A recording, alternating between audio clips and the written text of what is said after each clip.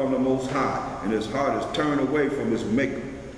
So we can't be this way. We can't allow this prideful people that we are in captivity under to influence us to be as them, because it's going to hurt us.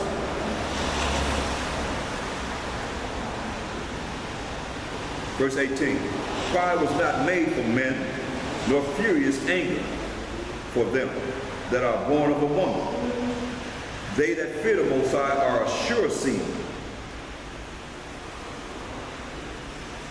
and they that love him an honorable plant. They that regard not the law are a dishonorable seed. So think about all these people in the church. They are dishonorable seed because they regard not the law. They that regard not the law are a dishonorable seed. They that transgress the commandments are a deceivable seed.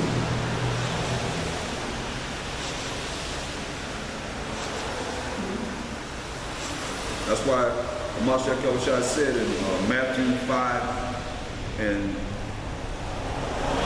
19,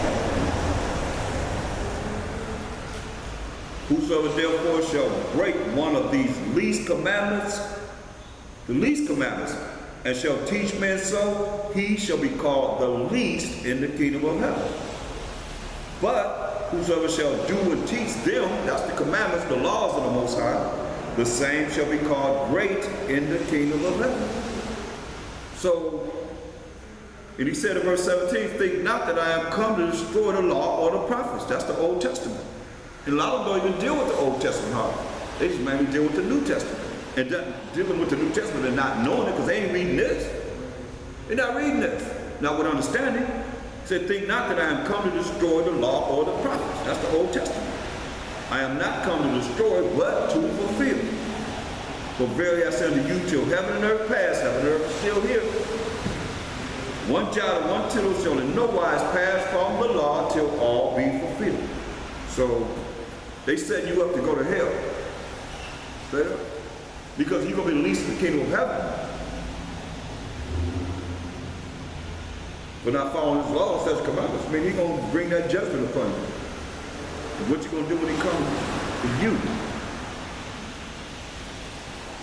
You see, our people, we trust in who it is that we're in captivity under a lot. Just like if there's a white man saying what I'm saying, everybody they'd be overwhelmed. It was for them. We say if it came to them, everybody would love it. Even whenever you use them just to bring people around, they come running around. I remember one time I said, you know what? I just did all that great teaching all day long. It was an open. I say, I have a definition of Caucasian. All them jakes got up. Jakes and women, they just ran to me. They hear the definition of Caucasian. Unbelievable. With all the scriptures that brothers have brought out all day long. I just went to my back. I got the definition of Caucasian. What? Master? You got the definition of master? They just ran, just crowded all around. That's our people. In darkness, gross ignorance. That's why we got to come out of it. And how we going to come out of it? Go back to Baruch 4 and 1. It's on page 105. This is the book of the commandments of the Most High and the law that endureth forever. All they that keep it shall come to life. Keep the laws of the Most High, you can come to everlasting life. But such as leave it shall die. There it is. So you're going to die. Turn thee, O Jacob, and take hold of it. Walk in the presence of the light thereof, that thou mayest be illuminated.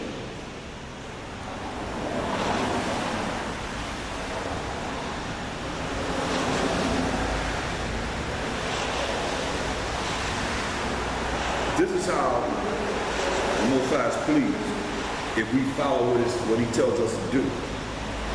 And that's in his laws. 1 John 5 and 3. 1 John 5 and 3. For this is the love of the Most High, that we keep his commandments.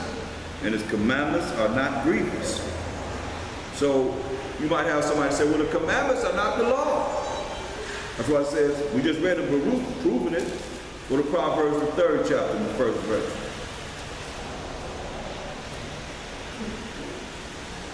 Proverbs 3 and 1. My son, forget not my law. It's not our law, it's his law. Forget not my law, but let thine heart keep my commandments. For length of days, and long life, and peace shall they add to thee. Deuteronomy 8 and 1. Deuteronomy, the 8th chapter, the 1st verse.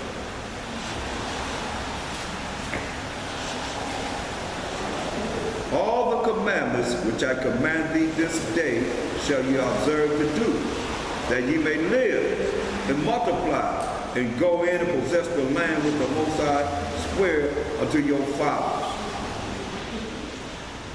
And thou shalt remember all the way which the Most High thy power led thee these 40 years in the wilderness, to humble thee and to prove thee, to know what was in thine heart, whether thou wouldst keep his commandments or no.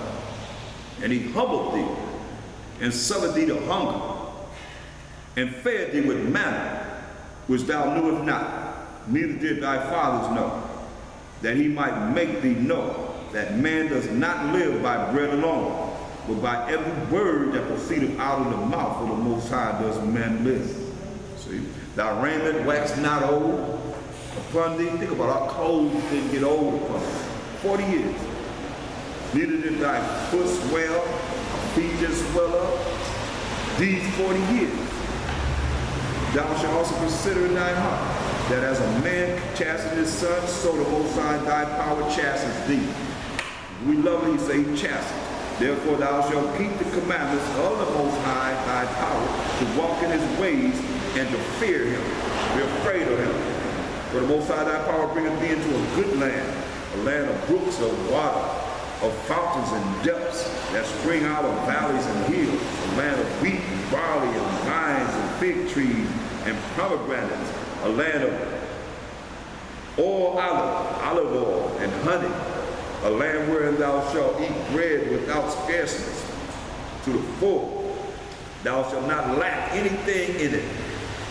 A land whose stones are iron, and out of whose hills thou mayest dig grass.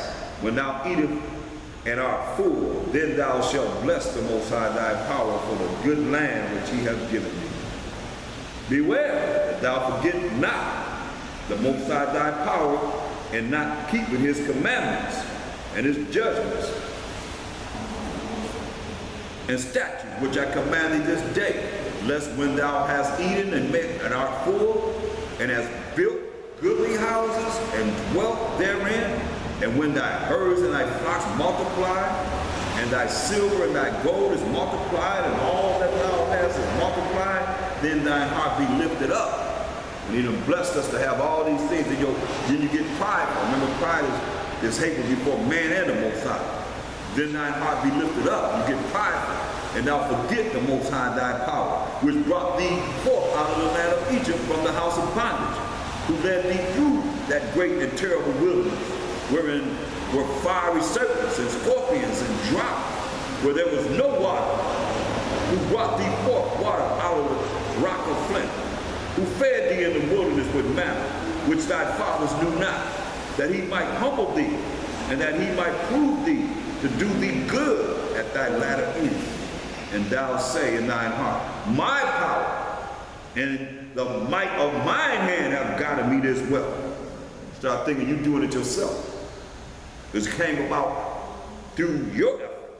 But thou shalt remember the Most High thy power, for it is he that giveth thee power to get wealth, that he may establish his covenant which he sware to thy fathers, as it is this day.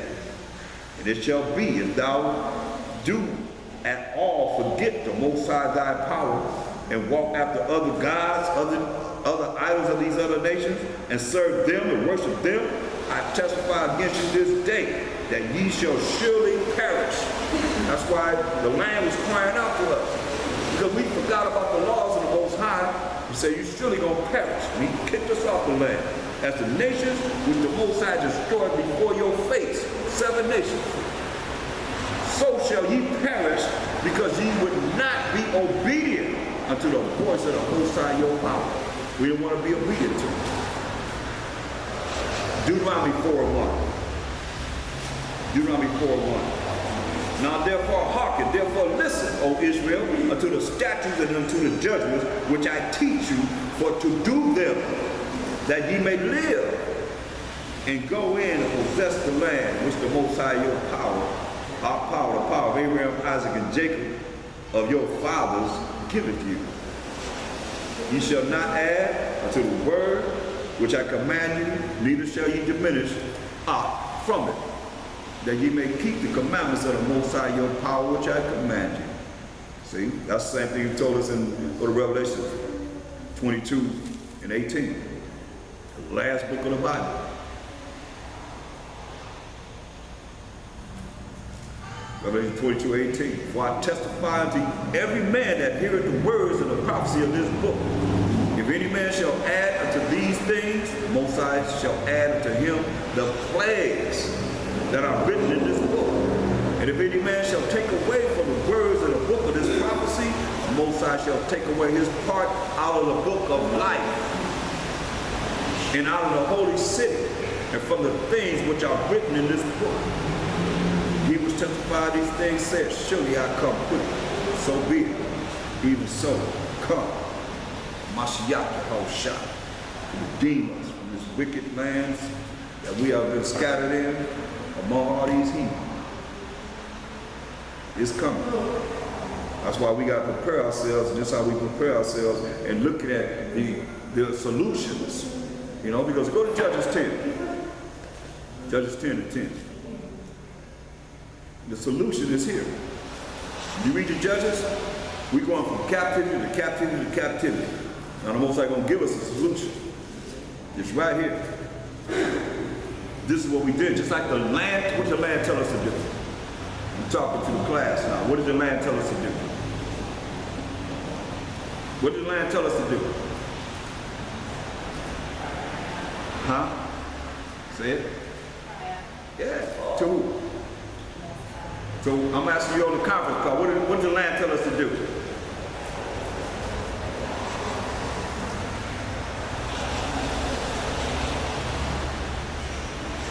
Nobody? Y'all on the conference call? What did the land tell us to do? No. What did the land tell us to do? Anybody else? We got to do that. We have to do that. Did he say? But it told us what to do. The land told us something to do.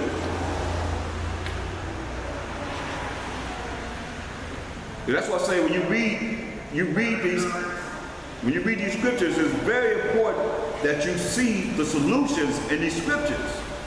That's what we're going over these scriptures for, to see solutions. And not just say, okay, well, I read that, but you just know it has no spirit. You don't see the spirit in what it's saying, because you can go through this all over the scriptures and it's going to be the same thing. Anybody else? We have to keep the law, statutes, commandments. What did the land tell us to do? What did the land tell us to do?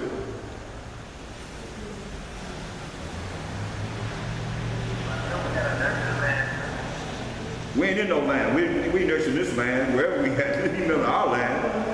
The land, we got kicked out. We got kicked out of Israel. We got kicked out of the land of Israel. And we just read what the land was crying out to us. So what did the land tell us to do?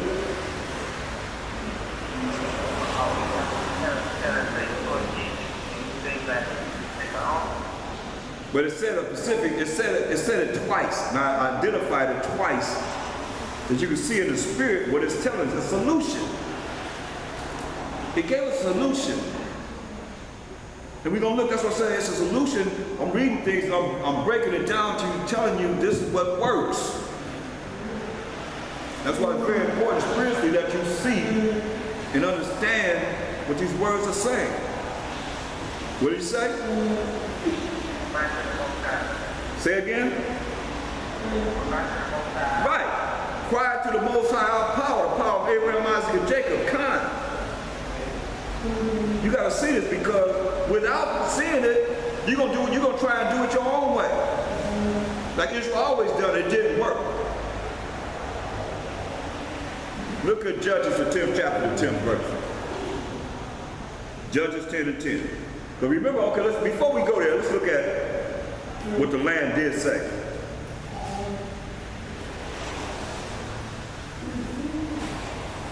In Baruch, the 4th chapter. In verse 20, it says, I have put off the clothing of peace and put upon me the sackcloth of my prayer. I will cry unto the everlasting in my days. The land saying this. I will cry unto the everlasting in my days. This is what he tells us to do. Be of good cheer, O my children, cry unto the Most High, and he shall deliver you from the power and hand of the enemies. See? For my hope is in the everlasting, that he will save you. And joy is come upon me unto me from the Holy One, because of the mercy which shall soon come unto you from the everlasting our Savior. Told us again in verse 27. Be of good comfort, O my children, and cry unto the Most High, for he shall be remembered, for ye shall be remembered of him that brought these things upon you. See? Now let's go to Judges 10 and 10. And the children of Israel cried unto the Most High, saying, we have sinned against thee, both because we have forsaken our power and also served Baalim, served these other gods, these other idols. And the Most High said unto the children of Israel, did not I deliver you from the Egyptians and from the Amorites, from the children of Ammon, and from the Philistines, the Zidonians also, and the Amalekites, and the the Moabites did oppress you, and ye cried to me, and I delivered you out of their hand. That's the solution right there. Yet ye have forsaken me and served other idols. Wherefore I will deliver you no more. Go and cry unto the gods, the idols which ye have chosen. Let them deliver you in the time of your tribulation. And the children of Israel said unto the Most High, we have sinned. Do thou unto us whatsoever seems good unto thee. Deliver us only, we pray thee, this day. And they put away the strange gods, the strange idols, from among them, and served the Most High, power of Abraham, Isaac, and Jacob. And Jacob being the forefather of the 12 tribes of Israel. And his soul was grieved for the misery of Israel. And his soul, the Most High's soul, was grieved for the misery of Israel. That's what works. No more, no less.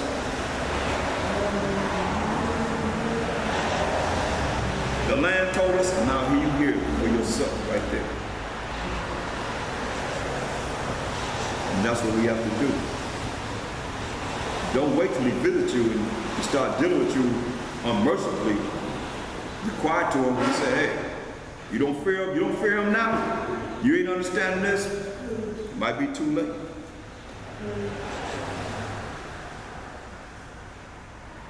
Look. Go to 1 Samuel 12 and 6.